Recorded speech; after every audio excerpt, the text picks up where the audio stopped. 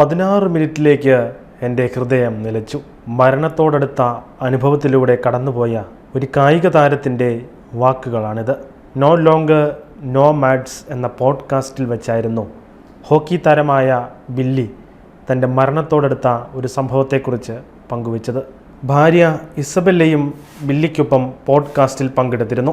ഒരു മത്സരത്തിനിടെയായിരുന്നു ബില്ലിക്ക് അപ്രതീക്ഷിതമായി ഹൃദയാഘാതമുണ്ടാകുന്നത്. മഞ്ഞുവീഴ്ചയുള്ള ഒരു പ്രദേശത്തായിരുന്നു മത്സരം ക്രമീകരിച്ചിരുന്നത്.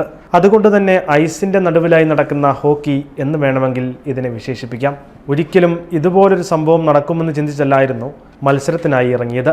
ദൈവത്തോട് സംരക്ഷണത്തിനായി പ്രാർത്ഥിച്ചുകൊണ്ടായിരുന്നു മത്സരത്തിന് ഇറങ്ങിയതെന്നും ബില്ലി പറഞ്ഞു.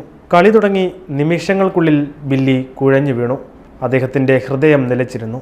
ഐസിൽ കിടത്തിയ അദ്ദേഹത്തെ രക്ഷിക്കാൻ ആളുകൾ പരക്കം പാഞ്ഞപ്പോൾ താൻ ഇതിനകം തന്നെ അമാനുഷികമായ അവസ്ഥയിലൂടെ കടന്നുപോയതായി ബില്ലി പറയുന്നു. ഒരു മധുരമുള്ള സുഗന്ധം. ഈ സമയങ്ങളിൽ പരിശുദ്ധാത്മാവ് എന്നെ നയിക്കുന്നതായി എനിക്ക് തോന്നി. ശക്തമായ ഒരു സമാധാനത്തിലും സ്നേഹത്തിലും ആവരണം ചെയ്യപ്പെട്ടതായ ഒരു തോന്നലായിരുന്നു അപ്പോളെന്നും ബില്ലി അനുസ്മരിച്ചു.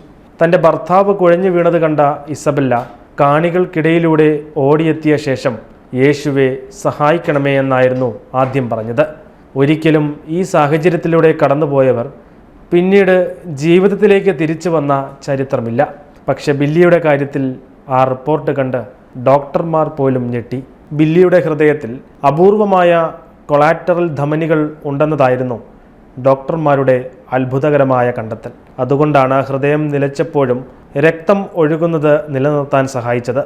ഇത് ദൈവം എന്നിൽ ഈ അപകടം മുൻകൂട്ടി കണ്ട് സൃഷ്ടിച്ചതാണ് എന്നായിരുന്നു ബില്ലി വിശ്വാസത്തോടെ പങ്കുവച്ചത്.